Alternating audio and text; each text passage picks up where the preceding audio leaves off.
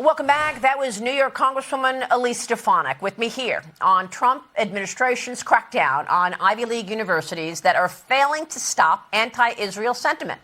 On Wednesday, Harvard University filed a lawsuit against the White House over the administration's freezing of $2.2 billion in federal research money, with another cut planned of $1 billion for its failure to clamp down on anti-Semitism, even though Harvard's president has acknowledged that the university has a major problem on campus.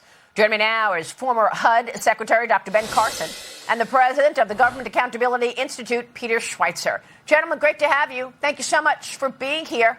Dr. Carson, kicking things off with you, why can't we stop anti-Semitism in America? Well, you know, a lot of people think that this is of recent origin, but this has been going on for a long time. If you go back and look at the congressional record, January the 10th, 1963, Congressman Herlong listed 45 of the goals of communism in America. One of them was to gain control of our school systems and teacher unions so you can indoctrinate the kids. So now we're seeing the fruit of that indoctrination. The Marxists understand this very well. That's why Vladimir Lenin said, "Give me your children to teach for 4 years, and the seed that I sow will never be uprooted." And it's so essential that the Trump administration recognize this, which they clearly do, and act against it. You know, he's asked all the federal agencies within the next 60 days to list all the tools that they have to fight anti-Semitism and to put them into action. We have to be vigorous in this fight because this is very serious. Well, one of the issues here, Peter, is that foreign nations, some of them adversarial, have sent so much money to American universities. Tell us about the flow of funds. Yeah, no, you're exactly right, Maria. And here's the thing. They're required by federal law, the National Education Act, to disclose large donations from overseas.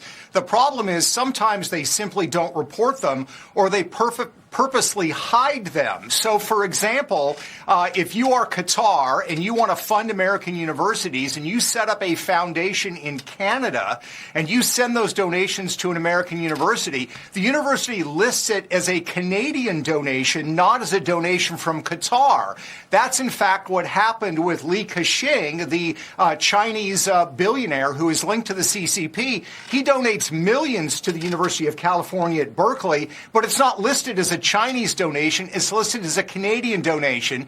And what we know, Maria, based on what fundraisers in the university setting will tell you, is that these foreign donations, unlike a lot of the American donors, have strings attached to those donations. They don't want just buildings named after them. They want to influence the curriculum and what our young people are talking in terms of what Dr. Carson was saying earlier.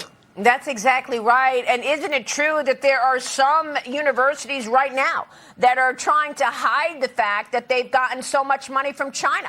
What is China getting in return? Is this how China has been able to steal all of that intellectual property over the last several decades?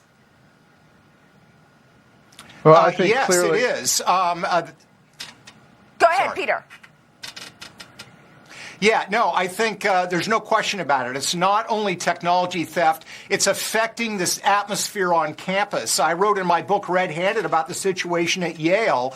You have Joe Tsai, the co-founder, the current chairman of Alibaba, who's donated hundreds of millions of dollars to Yale University. By the way, those donations are listed as being from Guernsey, which is a tax shelter off the UK coast. They're not even listed by Yale as Chinese donations. And when you talk to people who are of Uyghur background, who are Tibetan, they will say that free speech at Yale has been stifled because the university does not want to offend these powerful, large Chinese donors. And that's happening on other campuses as well. And Dr. Carson, President Trump knew this in his first term. That's why they took down that professor at Harvard who did not disclose what he was sending to communist China. Absolutely. He's been talking about this for a long time. The encouraging thing, Maria, is that I've been going to a lot of universities recently and seeing the work of TPUSA and the Young Americans Foundation. A lot of students who used to stand in the corner and look at their shoes and were afraid to speak up are now speaking up and are proud of their conservative roots. So I think there is real hope But all of us have to remember that you cannot be the land of the free if not the home of the brave. But do you believe, Dr. Carson, that this is all outside agitators that are spreading this hate on campus? Or is it also students that are American and who agree with that kind of sentiment? Well, unfortunately, a lot of our own students have been infected, and they've been taught for a very long time things that are completely untrue. What we've done as a society is we've allowed the academic community to take what's normal and make it abnormal, and take what's abnormal and try to normalize it. And it's craziness. And all we have to do is bring back common sense, which will thwart most of these ideological fallacies that are being put forth. Peter, your thoughts? Yeah, look, these universities are not entitled to this federal money. The federal government puts all kinds of restrictions or requirements on federal contractors. They certainly, I think, legitimately are raising these questions and should tie them. If these institutions want federal research dollars, they should reform themselves. And if they don't, they should go on and conduct themselves the way that they would like to.